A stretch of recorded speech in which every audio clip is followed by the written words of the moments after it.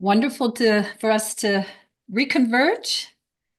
We were speaking just a little bit before hitting the record button about the bubble popping. And what a bubble is that, Ellen? And then we'll pass the ball back and forth. But what is that bubble? In this case, there's so many bubbles. Well, there are lots of bubbles. I we were sort of exchanging our bubbles, bubbles, the bubble pop. Our own bubbles popping. Yeah, yeah. Yeah. Um, Now I can't even remember what we were Well, we were just. talking about you know, let's bring it into the spiritual arena. Of course, Yes, because that's but there our are no bubbles audience. except occasional bubbles. There's I remember a big bubble popping when my brother died. And Mm, that was 22 years ago. Amazing. So he was only 34 and I was 35. So young and very close. He was my mm, We were so connected.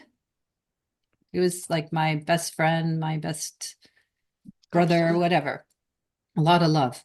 And I was on a spiritual journey, or for many years since my early 20s.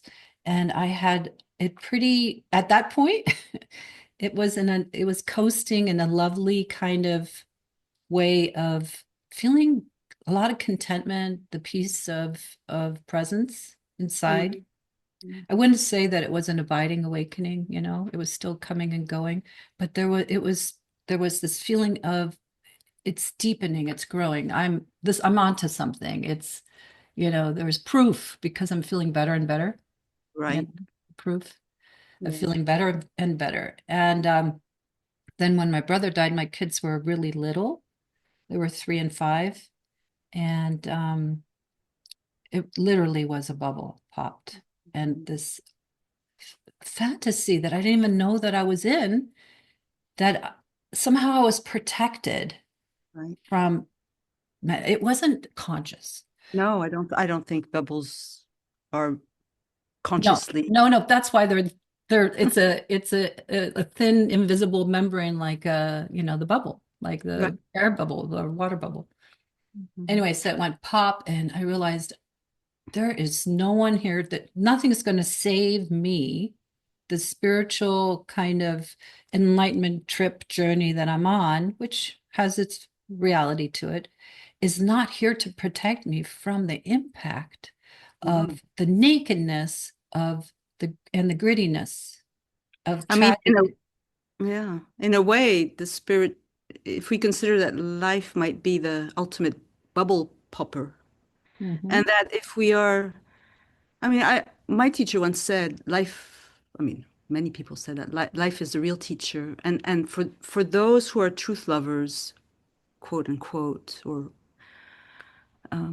really on the path and want it all the way, the bubbles will be popped, and then the next bubble. In other words, the bubbles, we want the bubbles popped, and life, I think, does that. Yeah. And it's, and It's at that, as you say, we don't know we're in a bubble till it's popped, and then we sort of, I like this, it leaves us naked and sort of having to then look back and realize, my goodness, yeah. what was I shrouded in, and what was. Exactly.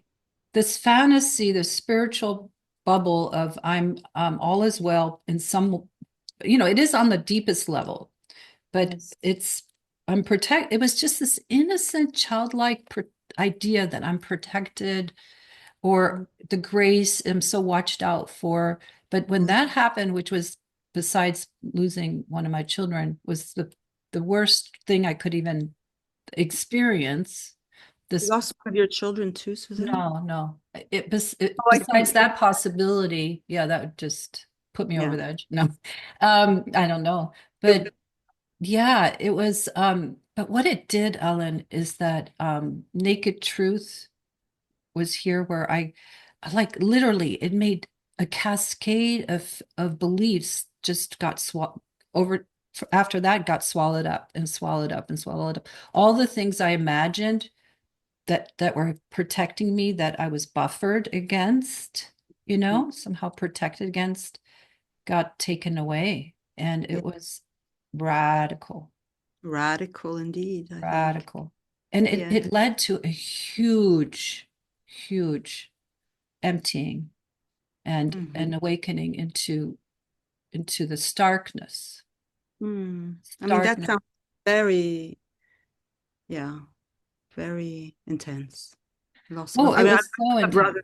I have a brother who I'm close to, and we've had moments Mm, of difficulty. But I mean, if yeah, especially in your 30s, if you have a close sibling like that, a mhm. brother, the brother, you know, I don't know. It just feels like a close brother is such a metaphor for the beloved, for, you know, the soulmate, because it's not your lover and it's not a friend, it's your brother, and you lost your soulmate. I That's mean, right. That's yeah, right. Yeah. It's like, when you think of peas in a pod, yeah, yeah. and there are all these I- other peas on the plant, but there's one pod with certain peas. And in a way, your soulmate is, you could say, you know, to be poetic, it's the first face of God. I mean, that other beloved, I think in a very sort of innocent place, it is the first face of God, or and Hmm. then suddenly if they disappear, you would experience that as a bubble pop, but also maybe a betrayal on some Yeah. level. Of Yeah. course. Yeah. Yeah. That's really well put. I did see it as a betrayal, and I was very mystically oriented. I had a lot of, so I felt the support from Mm-hmm. these different beings that I'm open to, and a lot of grace came. Yeah, And when that happened, I told them all to take a hike. right. I thought that they let me down. Yeah. Like a child who gets Mm. No, disappointed in a giant right. way. Yeah, It was like, go away. And guess what? They completely listened. And it was like, honestly, it was like preordained. It's unfortunate, but it was like preordained. And then I was left with myself without even and it was self-created, that part, that I didn't want to lean on anything because nothing right, was trustworthy at that point. right, Yeah. right. So, Well, you know that T.S. Eliot's line, how does it go? I said to my soul, wait, but wait without hope. For hmm, hope would be for the wrong thing. Wait without love, for love would be for the wrong thing. And it's a really beautiful passage where he describes those moments in life where mhm. we're in the desert. We're in the desert and we're meant to, just like Jesus, Yeah. right? Yeah, In the desert. and there's still this instinct to wait and long, but it's been really bruised, and but there's something in us that we don't entirely turn our back. You said take a hike to your guides, but obviously there was something else going on that was going to keep you right here, Yeah. open, Well, it was a desert to dry up false belief and fantasy right? about what spirituality was going to give me. Yeah. And it was necessary. I mean, in the end, it all reconciled, and there was a healing, and the the feeling of connection to source and life returned. But the desert was super, super, that drying up period. I Yeah. don't think that there could have been a re-entry into life with intimacy, knowing it as itself as myself, with Mm, love, had there not been a withdrawal to that profound degree mm. of everything Right, I had believed in wasn't true. right, right, Wasn't right. true, except Mhm. maybe love. Yeah, yeah. Yeah. How about you? You have a bubble popping story to share? If you want, trade stories. Yeah. I mean, it's maybe not as right. I don't know that I was ever in a bubble in perhaps in the way that you described, but um, yeah, I mean, maybe we don't need to hold on to the bubble metaphor, but my version of that of like a sort of being shaken by life and sort of life saying, okay, enough of this. Here, deal with this. And I think the most recent is perhaps the period of my divorce. And but before that, there were other events because it's never been easy for me on a human level. I never had what you described, with sort of a sort of all cells are up, and I'm sort of. It was always a little bit, always never. It was always a bit niggly, and it's not quite. And so, it still is, and I think I'm happy for that because it keeps me sort of feet on the ground. And I don't sort of fly off. But in my relationships to men, that was where I was vulnerable to flying off into some kind of idealized bubble place. And my first marriage, my last marriage, I've only had one. It was both. It combined the spiritual, the non-dual teaching, and being married. So there was a sort of bubble there where it was sort of the perfect marriage. And my husband and I met under the auspices of a teacher. So, it was like everything was blessed by the absolute. And here we were. And it was a real marriage, and it didn't work out. And I think that was a shock for me. And it's complicated, and I don't want to say too much, but perhaps precisely because it was a marriage that was shrouded in the non-dual teaching and etc., etc. My husband is a spiritual teacher. I share that understanding. There was a sort of feeling like, gosh, I mean, how do I reconcile the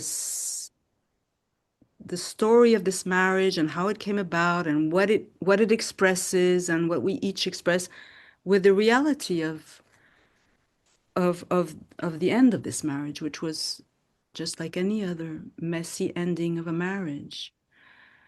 So that was quite a bubble popping moment, I think, for me, and I feel infinitely grateful for it because it really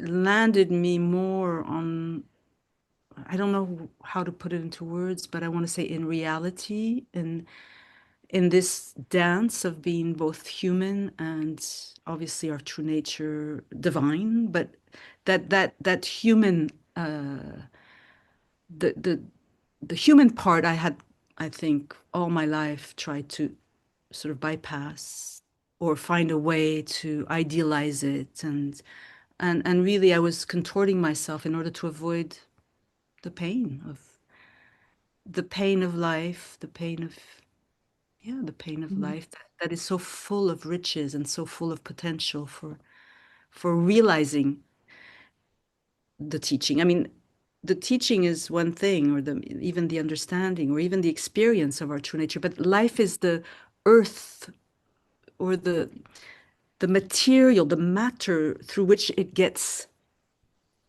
like digested and realized and metabolized, and so that's, I guess, the bubble pops so that something can become more earthy and more. Real. We're here. Yeah. Hey, by the way, is your camera lens a bit dirty? You look a little you I should think it's. I I didn't think know it's. because I had to clean mine beforehand. So I didn't know if it would help to clean that little spot. Is it better? Mhm. I think it's because of the light and It's a tiny bit better. Well, anyway, you're right. Whatever. Soft. I'm real, even if I'm hazy. We're a little soft in our gaze. So in our continents. Anyway, yeah, shaken. You said and it does. Life shakes us. It's the ultimate teacher, right?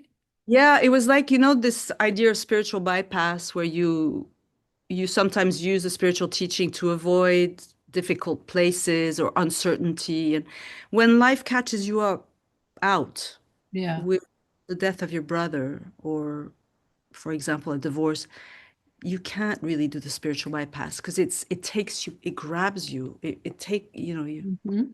Yeah.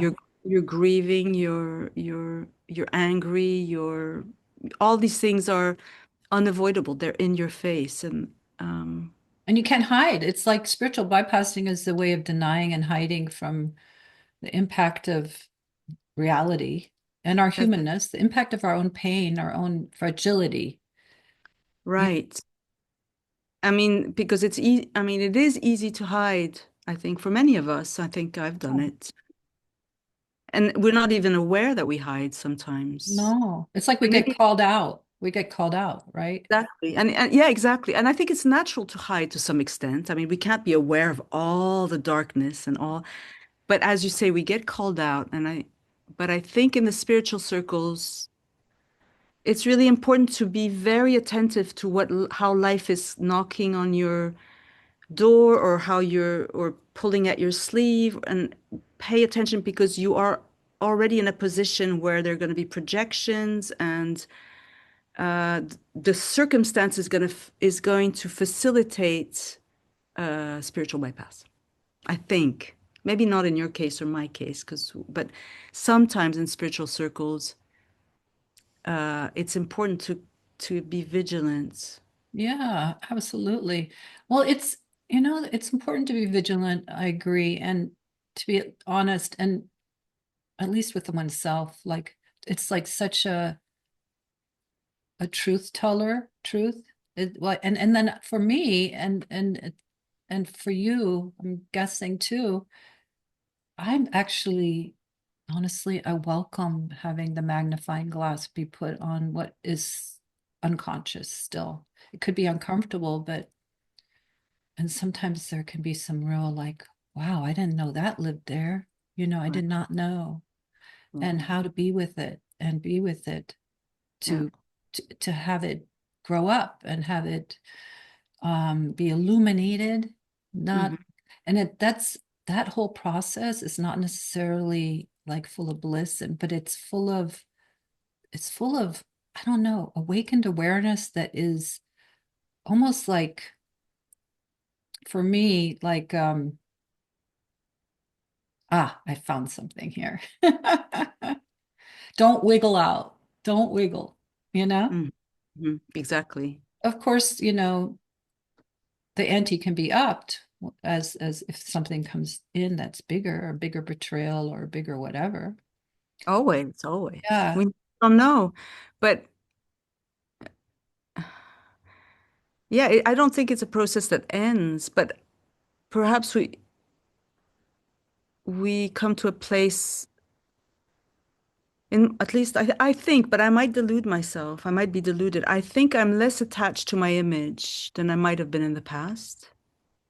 An That's image of beautiful, Ellen. I mean, that so liberating.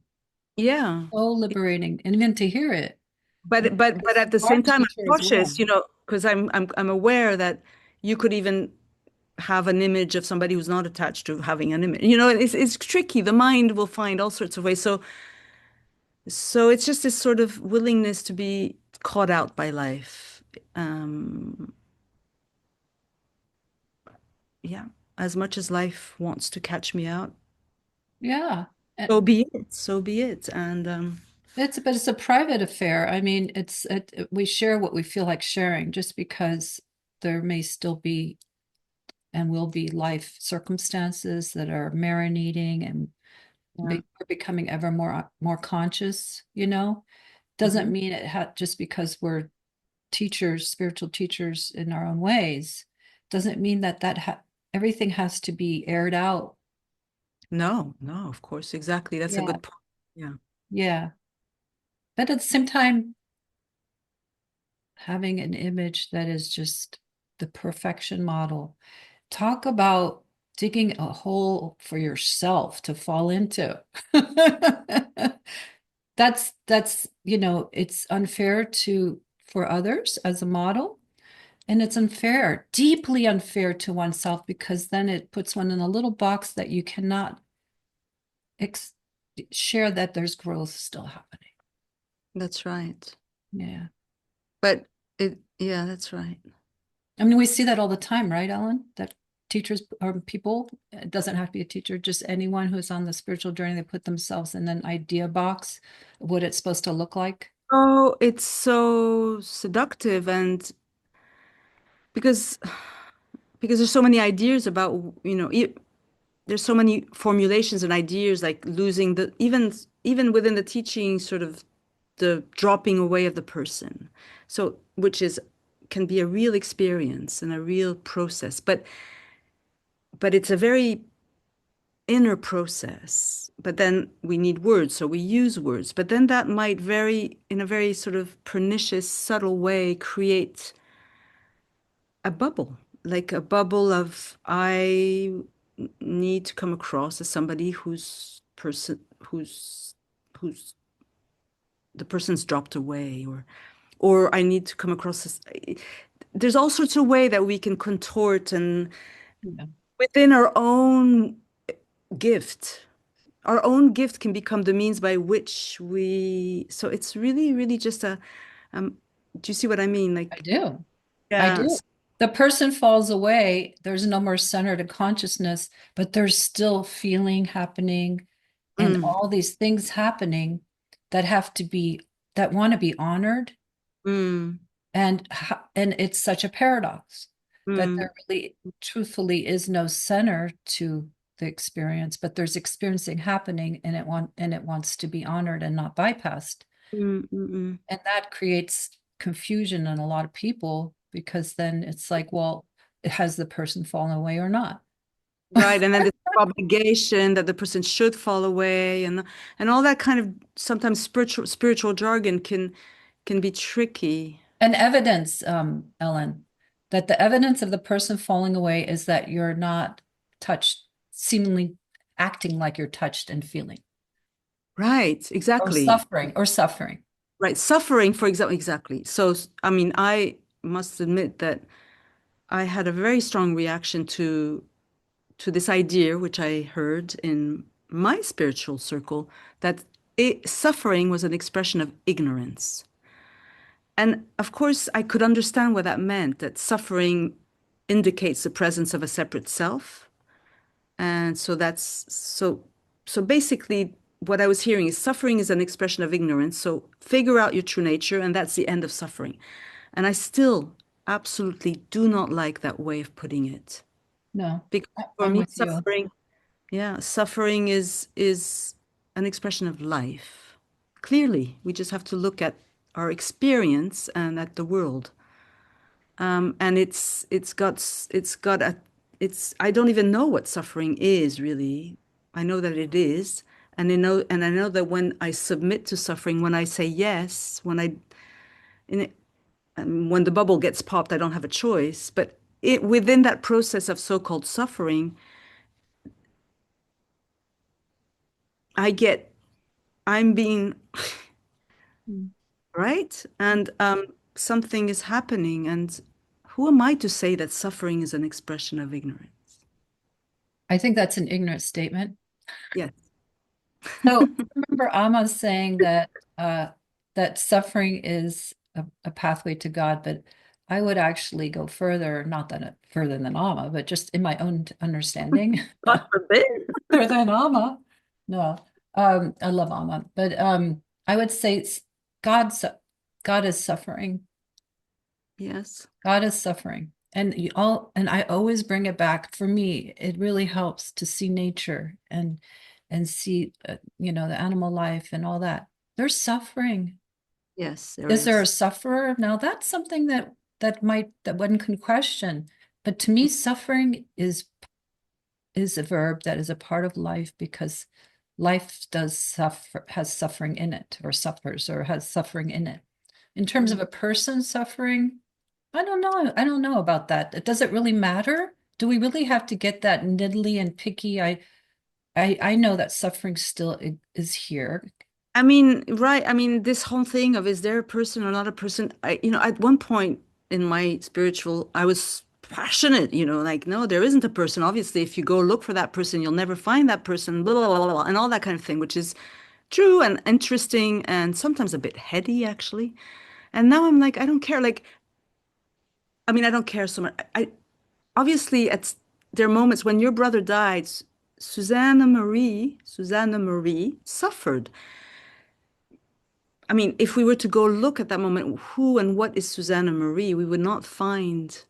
right? We would not find a separate self there. We would find, but we would still find Susanna Marie somehow. And there is Ellen here. And yet, and yes and no. Yeah. Yeah, it's It, it's it, it's it's very thin and ephemeral, the core of anything when you go into it.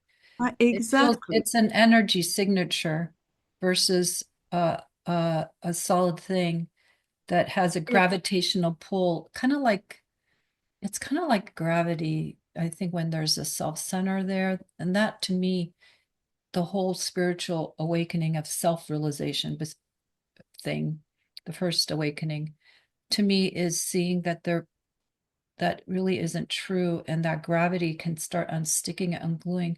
But so everything is free to be and be felt without being always directed. There's a me always. It goes to like it sticks to it like a sticky Yeah. center.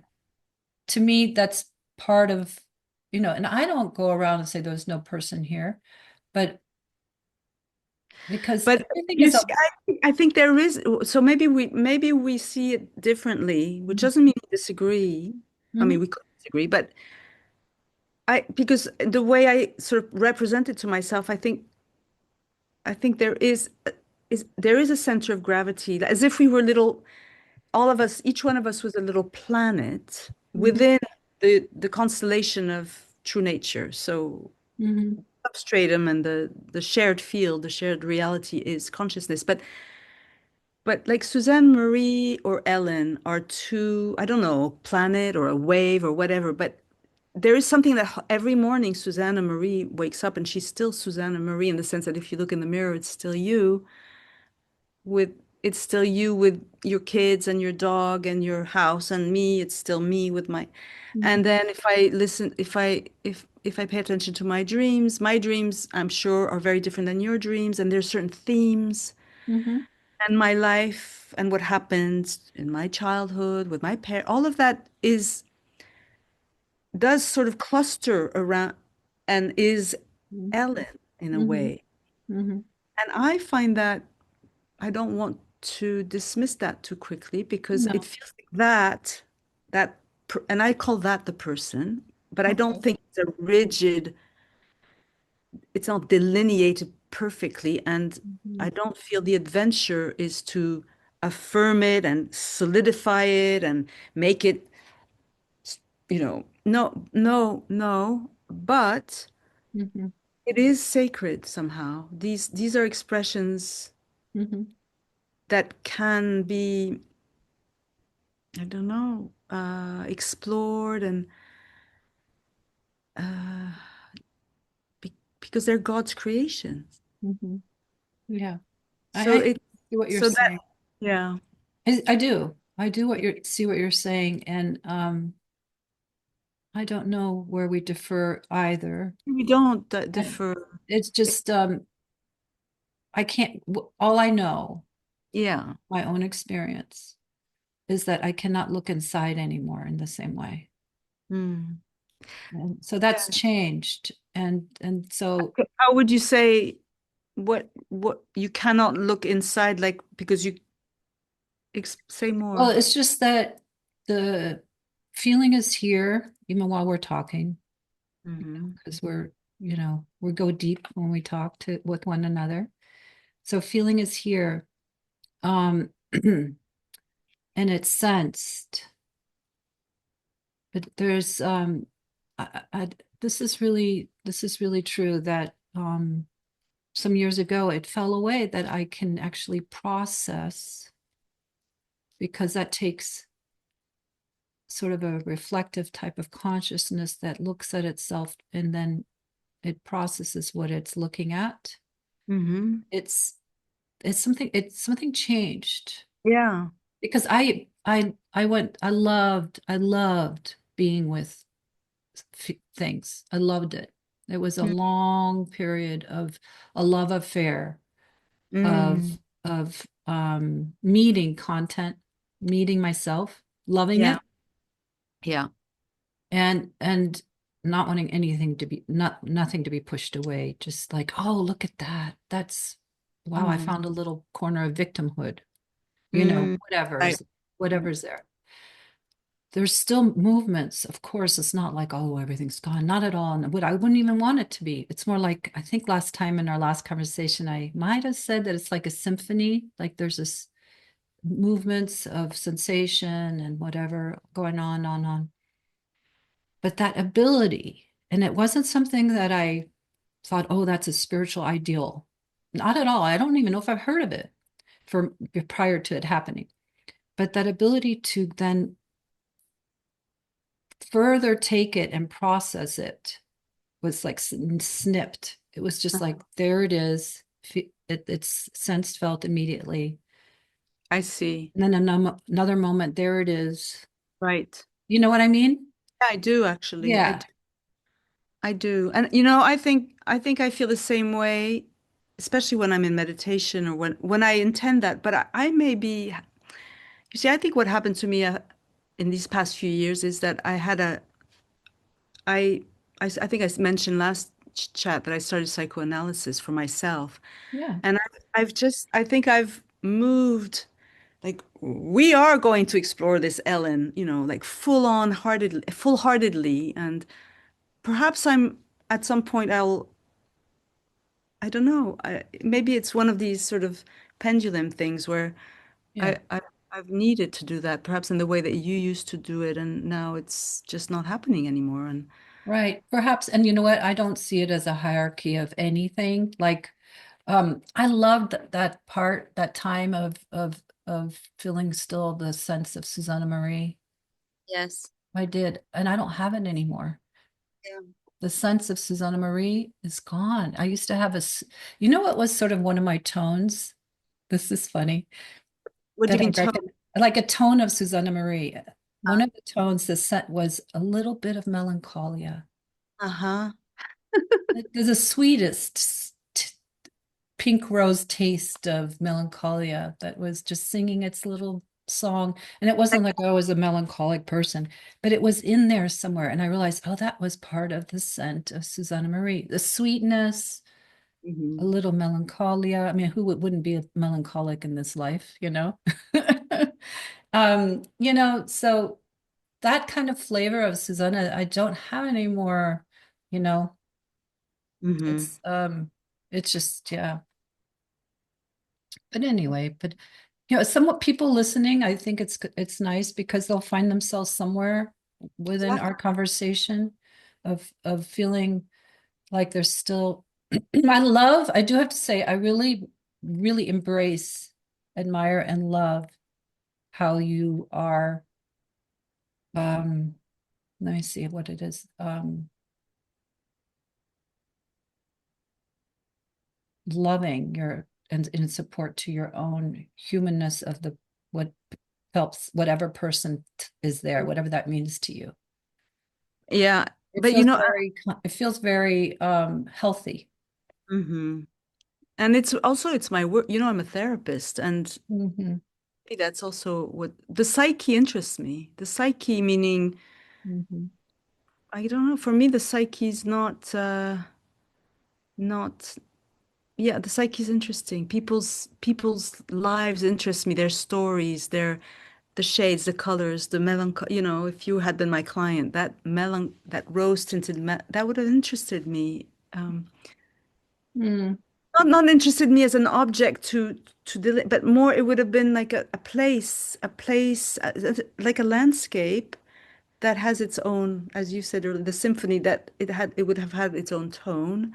And Hmm. how does it play in the bigger tonality of Suzanne Marie? And how does it play in the field where we meet? And how does it play in the larger field? And it's just this sort of exploring of Hmm.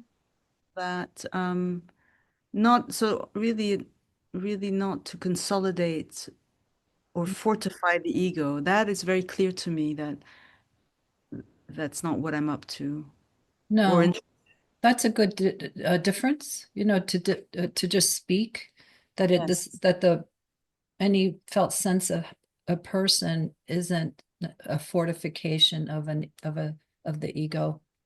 not necessarily. There might be a moment of defense, a moment of assertion, a moment of, Mm. and then the work is about catching that. seen it, like almost like you catch it in your hands and then you let it be, you let it unfold and What do it you would. mean by ego? I always find that interesting, what people, their definition of ego.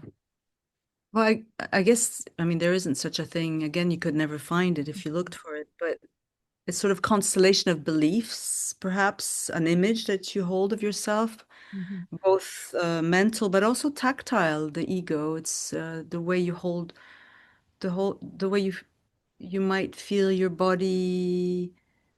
So it's not a negative term for me, the ego. It's something we all need. And, little babies and 2-year-olds, you watch them sort of, Mm.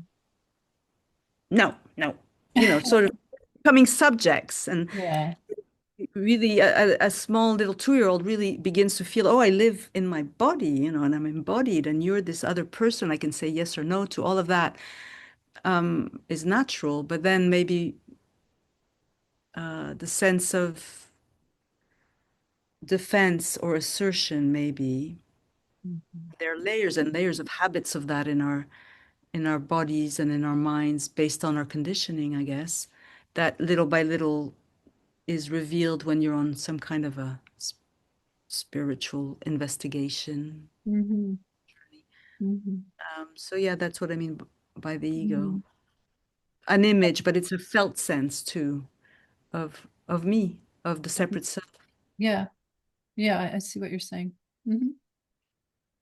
A defense to life and a resistance And too. in that sense, when my teacher would say suffering is an expression of ignorance, he was right because suffering would be an expression of the ego. The ego saying no, or I'm anything that defends or assert is an expression of suffering, and therefore you could say an expression of the ego. But for me, the ego is natural. It's a natural thing that we should defend or assert. Of course, we're going to defend and assert. Life is so complicated. Yeah, well, we're like little sea anemones. You know, when you touch them, they retract and then Yes. they come back out. And is it safe? But when Yeah. I think of suffering, though, Ellen, I still go back to, my dog, you know, who I learn a lot from. Um, she does, yes, she does seem to suffer, when she's in pain. She has arthritis in her hip. I saw a wild cat yesterday, and it passed by, and it was very much suffering. It looked like it was starving, and I put some food out and some water, but there's suffering that happens, and you think, and you know how is it porpoises and maybe whales too? They put their dead babies on them. They carry them around for days, and they sing a sad song. There's suffering in nature, so that they don't have an ego. No, they don't have, no, they don't have an But ego. They that's don't not have, ignorance. That's life. So I don't buy it. Not you. I don't buy what your teachers. no.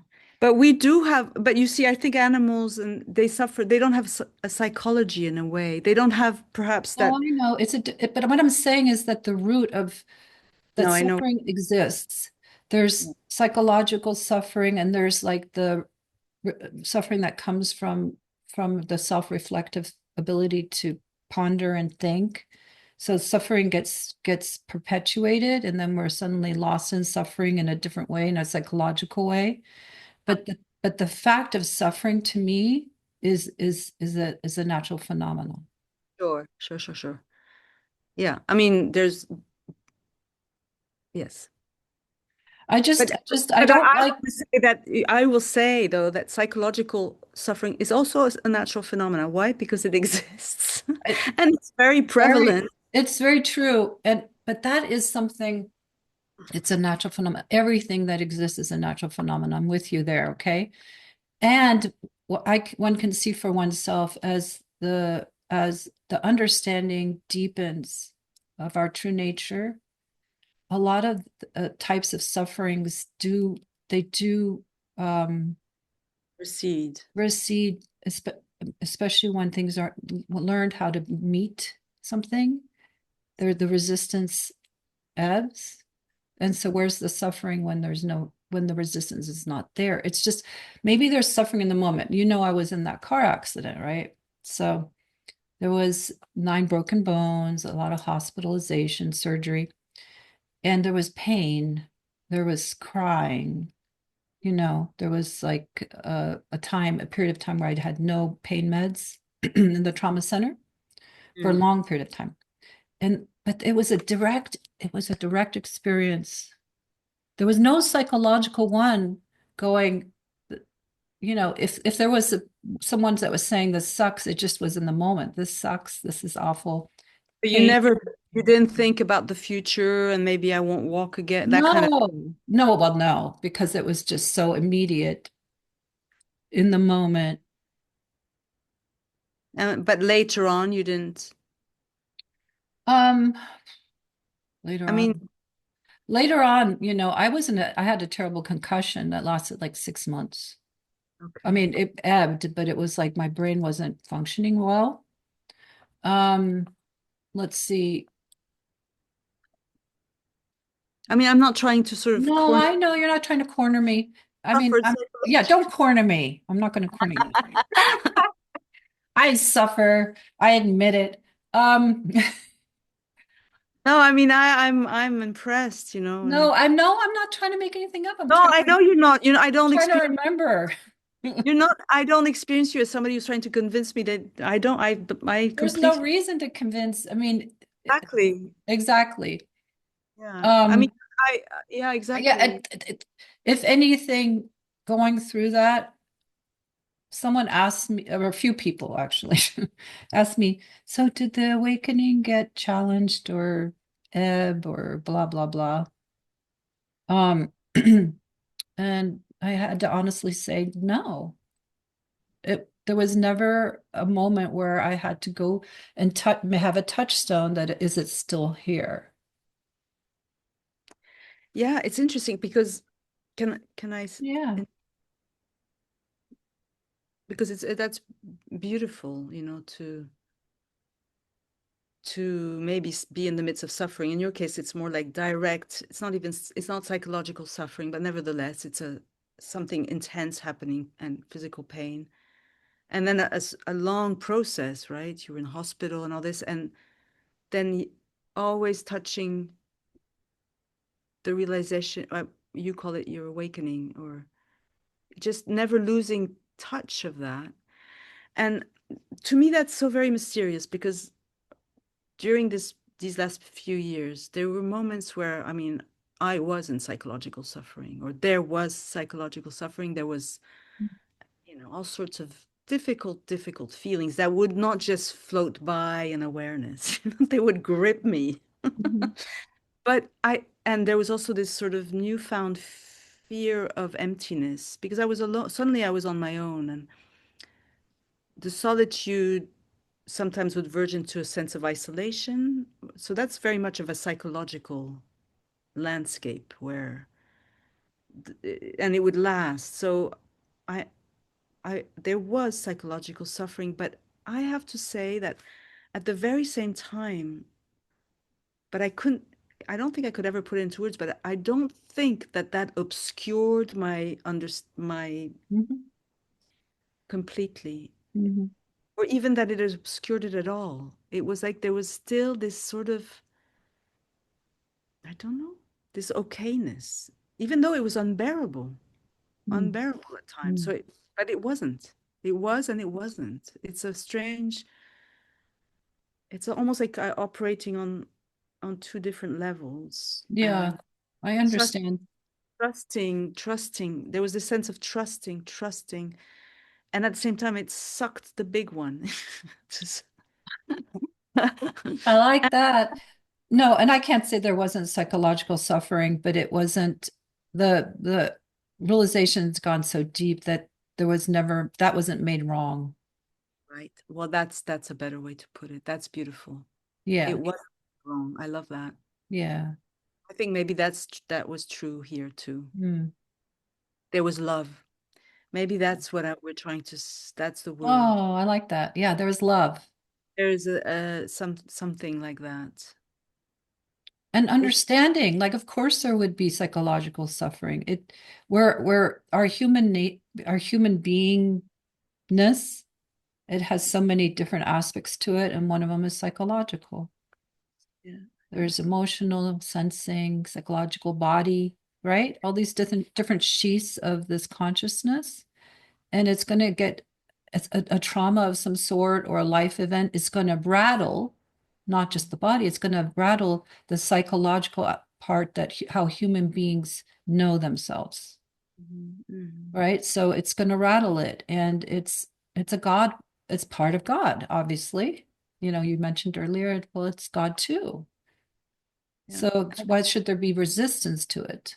Yeah. And I think But that brings kindness to the experience and doesn't turn it into a thing.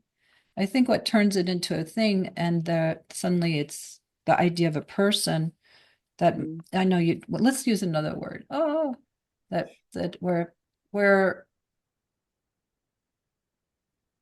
it lands and reasserts Eh, the belief that there's a separate self here that which is pain. yeah. Just because there is a felt experience or a psychological experience doesn't mean that there's a separate self. No, no. But and you know what I discover a lot, or discovered, or knew, came to really know, is that, I know what am I trying to say? Like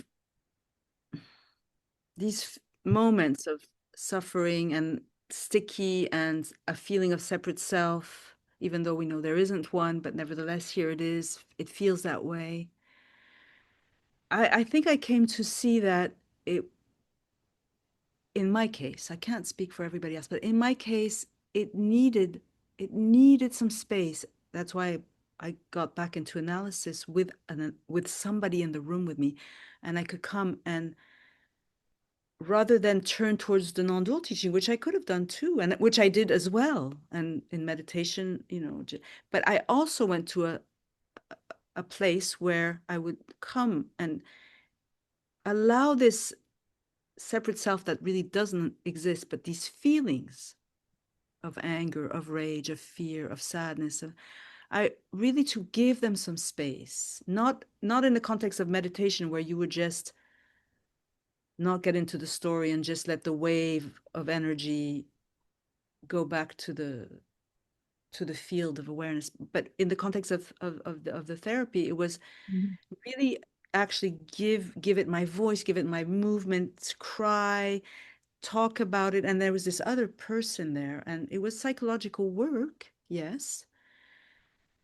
But because I was also in touch with this thing that we are both try to talk about, I knew it wasn't just psychological work to rearrange the furniture of this psychological person. Mm. It was loving work. It was, I desperately needed somebody Mhm. that, and it was humble work. It wasn't lofty spiritual spirit. I'm not, no, I don't feel that you're saying anything like that here, but in Mhm. other circles, you need to, whatever, sort of get yourself back to the place of awakenness. And here I was just, but it felt really very much still the sacred journey, Mhm. the journey of truth. So Well, Ellen, don't you feel that this is sort of touching on what we were kind of touching on last time too, is just the sort of the nature of the feminine principle that which lives in all of us, right?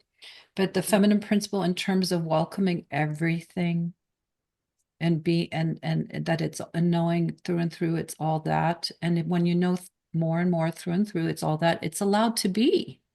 It's allowed to be and explored if needed and open to and expressed. It's all allowed to be rather than some kind of idea of what, that, of what realization is supposed to provide or look like. I think this is the embrace of form. yes, yes. And because I it been in satsang with the teachers I've been in satsang with, there was always this, it wasn't the place for psychology. It was the place where, so I had to sort of get myself somewhere else where I could just really let rip whatever was going on in with this other person, and experience what you're just saying, which is, oh my God, like just the allowing, but the not just the allowing that was a sort of pseudo allowing in the meditations with. Yeah, tell me about that. Because, see, I'm less familiar with that world in terms of the pseudo allowing, because I didn't really spend a lot of time with sort of that type of satsang. It's not pseudo because it's you sit and you close your eyes and you welcome moment by Okay. moment. So that's not pseudo allowing, but it felt like if what I remember feeling often in satsang is that the rageful woman, she just better stay in the basement during satsang. Right. No, I did. I don't know. I once mentioned in one of my last videos, I said, so I went to by invitation to a really well-known male spiritual teacher. I'm not going to name him. And I had such an amazing experience. First of all, I had to admit that he really knew how to point out the the eye and how to, see through it. He was excellent. Yeah. And I'm not talking about, who your former husband.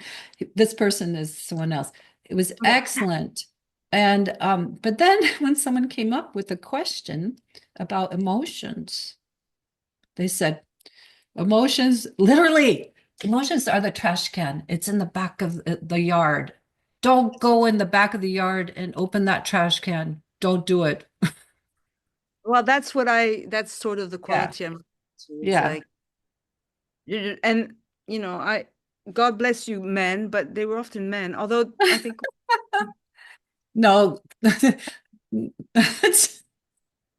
no, it's um, all fine. It's and just the I, transcendence. Yeah, the transcendence. but I mean, I just so it was welcoming and all this, but actually, if I'm fair, it's not just these men. It's when I guide meditations in my webinars, w- it's quiet because I'm guiding a meditation and we're welcoming moment by moment. And I often give options where, I make sure that we're not trying to spiritualize our experience too much because that's my big fear. I don't want to spiritualize anything. So I think perhaps my guidance is sending the message to whatever rage or fear that it can surface, but it's not the place where people are going to let rip and because it's not the right place. It's a Right. meditation. So There's in a practice. way, I'm not blaming my teachers in the past where Hmm. because it's not maybe the Well, place. but Ellen, but like maybe I know, I understand that's not the place, right? But what you Yeah. just said is very interesting because I think I heard that maybe in different ways, maybe sometimes in a bit more subtle ways, but the message was emotions, Hmm. they're just the it's amazing what he said. Can you believe that? I mean, that would piss me off. No. Yeah. Talk about creating a split inside, a really, really challenging split that one would just crash and burn from because we have to integrate all of ourselves and knowing it is. Well, we have to, but I mean, Um, we're already in a culture that I think in the West really does favor a split head, body, and rational versus intuition, and it is a still a quite a patriarchal structures that we mhm, inherited. So, uh, when we hear things like that, it's mhm. hard. It's like, Yeah. no, Yeah. are the earth of our experience there. So yes, it's harder. It's messy. Emotions are messy because they are wedded with our stories. They're so, you know, in the non-dual circles that I came from, there was like the sort of emotions, the emotions that expressed the truth, and then there were the emotions that were ignorant. And those ones, that's ignorance. Aha. And You yeah, are funny. You are minute. funny. I so know what you're pointing to right then, but that was hilarious. Yeah, ignorance. But I'm Ignore it and ignore it, right. right? Ignore it. Yes. Ignore it. Ignore that ignorance. Uh, bypass, spiritual bypass. But Go it's around. messy, and what to do with it, and how do we? But it's It going to does. bite them in the ass or whomever. And Now you're talking. any bubbles that got popped here were because I got bit in the ass by some ideas I held, which were very innocent. And part of it was learned, and part of it was just sort of the bit of the fool, like a Mhm. little came in a little naive. I did. Yeah. It came in a little naive, about this place. But it's going to bite you in the ass, as I said, that anything we push away and ignore. Yeah. And yes, it is. It does. It So it's does. going to be a fall.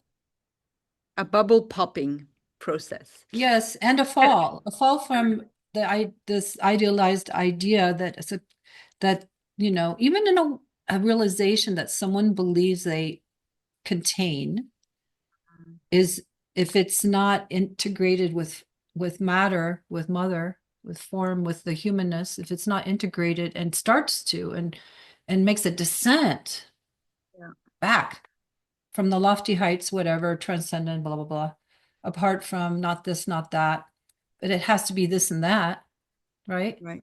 It has to be this and that we know is actually where it's Yeah. juicy, Yeah. delicious. And it is but it is a fine line not to, because we're not talking about emotionality and indulging in my feelings and my this and my that. So, and yet we are talking about meeting whatever is arising and being real, not, yeah, not dodging the mess of life in the form of emotions, for example, and sometimes so-called negative emotions. So yeah, I'm not sure what I'm trying to Well, say. if I might interject, so because before I lose my trail, because you open something up that the indulging, Yeah, the indulging to me is the opposite of being untouched, being untouched by the messiness. Indulging is the counter opposite, being lost again. So both are lost. Both are yeah, not really in balance. So being indulging is right. consciousness being glued and really hedonistically actually Well, yeah, I mean, yeah, living out something that, and it's forgotten its nature. It's just indulging, it's a pleasurable, possessed by something, and it's like, yeah. possessed. Yeah. On the other hand, that sometimes is a passage. We need to go through it. We need to allow ourselves to be possessed by something so that we can really taste it, like jealousy or anger. Like if we push it away, oh, here comes jealousy. Oh, I'm not jealous because, or Right. we might need to really taste the jealousy. Yes, I'm so jealous. And Yeah, yeah. Taste it, the bile of it.